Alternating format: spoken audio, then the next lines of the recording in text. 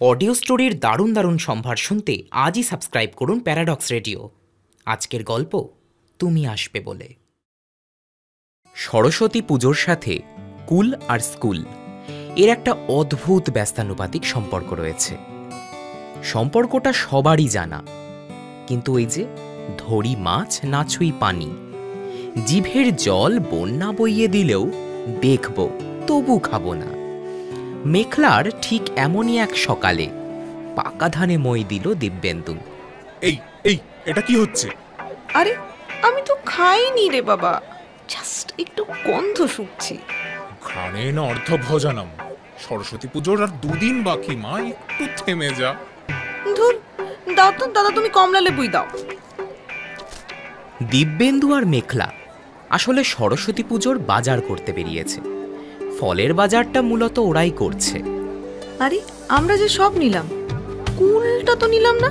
ওটা তোর ওপর ভরসা নেই মা, চোখের আড়াল হলেই কখন মুখে পুড়ে দিবি। ধ্যাত, যত সব বাজে কথা। আরে আস্তে শোন, কুল অরিত্র আনবে, ওকে বলা আছে আমার। তখনই ফোনের রিং বেজে ওঠে। মালটা অনেকদিন বাঁচবে দেখছি। হ্যাঁ, কোথায়? বাজারের গেটের সামনে চার দোকানে আছি। 1 মিনিট আসছি। এই চল, বুঝলি অরিত্র ওয়েট করছে অনেকক্ষণ। মালটা বেশ পাঞ্চুয়া। দিব্যেন্দু মেখলার ক্লাসমেট ও দীর্ঘ 4 বছরের বন্ধু। অরিত্র দিব্যেন্দুর খুড়তুতো ভাই। জয়েন্টের র্যাঙ্ক খুব ভালো না হলেও স্পোর্টস কোটায় ফার্স্ট লিস্টে অ্যাডমিশন। ওহ, দেখছেন, আপনাদেরকে পরিচয়টাই দেওয়া হলো না। অরিত্র সেন ইলেকট্রিক্যাল ইঞ্জিনিয়ারিংয়ের প্রথম বর্ষের ছাত্র। 6 ফুট 3 হাইট, ফর্সা, নিয়মিত ফুটবল খেলে, তাই বেশ ফিট অ্যাথলেট গোছের চেহারা। মোটামুটি ভালোই হ্যান্ডসাম হবার সুবাদে কলেজের প্রথম দিন থেকেই বেশ কয়েকজনের ক্রাশ। মেকানিক্যালের ফাইনাল ইয়ারের মেখলার সাথে ক্লাসের যোগাযোগ খুব কম, তবে অরিত্রর নাম সে আগেও বেশ শুনেছে দিব্যেন্দুর মুখেই। দিব্যেন্দু বাজারের মুখে এসে হাত নাড়ে। মেখলা দেখে রাস্তার ঠিক ওপারে black T shirt, black jeans আর চোখে ব্ল্যাক সানগ্লাস পরে একজন একটা ব্ল্যাক বাইকে বসে আছে। মেখলা দেখেই কৌতুকের সুরে বলে উঠল, আরে হে তো মেন ইন ব্ল্যাক। এই চুপ কর, চল ওদিকে চল। নে তোর কুল। বলেই এক থলে কুল দিব্যেন্দুর হাতে ধরিয়ে দিল অরিত্র। ও, আলাপ করিয়ে দি, মেখলা আমার ক্লাসমেট। অরিত্র কথাই পাত্তা না দিয়ে বাইকে স্টার্ট দেয়। মেখলার এই রুড বিহেভিয়ার মোটেই ভালো লাগেনি। অরিত্র চলে গেলে মেখলা হাঁটতে হাঁটতে বলে, তোর ভাই এত রুড? আরে ও এরকমই আনসোশ্যাল, ওকে নিয়ে এত মাথা ঘামাস না। মেখলা কিছু কথা না বলেই বেশ গজগজিয়ে হেঁটে চলে গেল। সরস্বতী পুজোর সকাল। কলেজে বেশ তোড়জোড় চলছে, সবাই ব্যস্ত। মেখলা হলুদ শাড়ি পরে এসেছে। অরিত্রকে কালো পাঞ্জাবি পরে আসতে দেখে মনে মনেই বলে উঠল, আবার কালো? কিরে, ওদিকে তাকিয়ে কি দেখছিস? ঠাকুরমশাই আসার সময় হলো তো। না না, মানে আমি করছি। ও, এই ব্যাপার। তা কথা পারবো নাকি? তবে তোকে বৌদি বানাতে। ধ্যাত, আবার ফালতু বকছিস। মেখলা পুজোর জন্য ফুল সাজানোর কাজ করছে। অরিত্র পাশে এসে দাঁড়ায়। তারপর বেশ গম্ভীরভাবেই, হেল্প লাগবে? না, আমি ঠিক পারবো। আমি অরিত্র। শুনলাম, আমি মেখলা। ও। মেখলা পেছন ঘুরে বিরক্তি নিয়ে বলে ওঠে, ও মানে?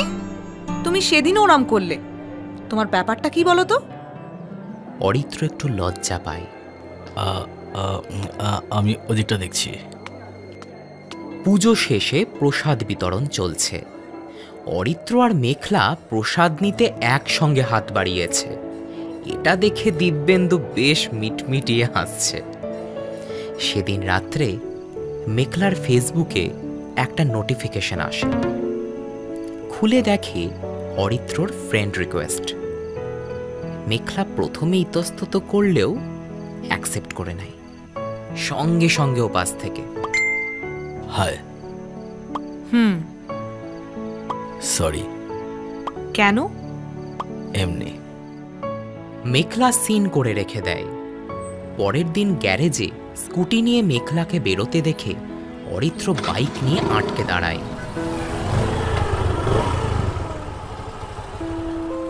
কাল রিপ্লাই করলে না যে? এই শোনো, জুনিয়র হয়ে সিনিয়রকে রাতের বেলা টেক্সট করছো তো? সোজা না র্যাক করে দেব। নেহাত। নেহাত? শোনো, তুমি দিব্যেন্দুর ভাই, আর আমি চাই না যে আমাদের বন্ধুত্ব খারাপ হোক। বলে মেঘলা স্কুটি নিয়ে সোজা বেরিয়ে গেল। সেদিন রাত্রে আবার অরিত্রর মেসেজ, আমরা বন্ধু হতে তো পারি। এই, তোমার মতলব তো ঠিক লাগছে না। বন্ধুত্বের আবদারে মতলব কোথায় পেলে? আচ্ছা ঠিক আছে, কিন্তু শুধু বন্ধুই। ওকে। এভাবেই ক্যাম্পাস আর ফেসবুকের মাঝেই ধীরে ধীরে এক আলাদা বন্ধুত্বের সূচনা হলো অরিত্র আর মেঘলার। লাইব্রেরি, ক্যান্টিন, ফুটবল গ্যালারি, বাকি সময় ফেসবুকে দুজনে একসঙ্গে বেশ অনেকক্ষণ সময় কাটায়। মেঘলা অরিত্রর লাজুক স্বভাব ভাঙতে মজে, আর অরিত্র মেঘলার উচ্ছ্বাস উপভোগ করে। আর পুরো ব্যাপারটা দিব্যেন্দু বেশ রসিয়ে রসিয়ে উপভোগ করে চলেছে। একদিন সকালে দিব্যেন্দুর ফোন। এই যে চাঁদু, কি ভেবেছিলে ডুবে ডুবে জল খাবে আর আমি খবর পাবো না? মানেটা কি? এই শোন, তুই যেটা ভাবছিস সেটা একেবারেই না। ও তাই? তোর থেকে না আর কোনোদিন কিছুই লুকাতে পারলাম না। ধরেছি তো। কেন সিনিয়র বলছিলি না? ধ্যাত, ছাড় তো এইসব। দেখতে দেখতে মেঘলা আর অরিত্রর বন্ধুত্ব মাস 6 হতে চলল। মেঘলা বুঝেছে অরিত্র বেশ বদমেজাজি হলেও মনটা খুব ভালো। মেঘলারও গ্র্যাজুয়েশন শেষ। কনভোকেশনের দিন 10 পর মেঘলা অরিত্রকে দেখা করতে ডাকে। অরিত্র এসে দেখে মেঘলা ভীষণ অস্বস্তিতে, কিচ্ছু বলছে না, খালি মুখ গোমড়া করে বসে আছে। অরিত্র বেশ কৌতুকের সুরেই বলে ওঠে, কি মুখ চেয়ে আজ বাংলার 5? ইয়ার কি মেরো না, মন সত্যি ভালো নেই। মনের দরজা না খুললে হদিশ পায় কি করে? ন্যাকা। শোনো, আমার বাবার স্বপ্ন যে আমি বিদেশে পড়াশোনা করি। হো, এই ব্যাপার, এই জন্য এত মন খারাপ? কেন জানো না কেন মন খারাপ? বুঝলাম। চল একটু মোমো খেয়ে আসি। আচ্ছা চলো। মেঘলার বিদেশ যাওয়ার দিন।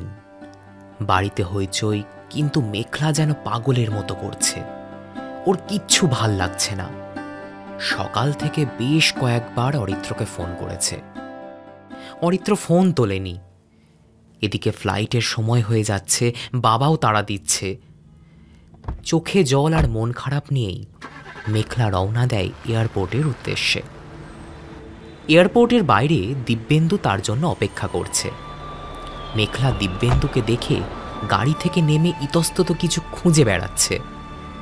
দিব্যেন্দু বলে ওঠে, এদিকে আয়।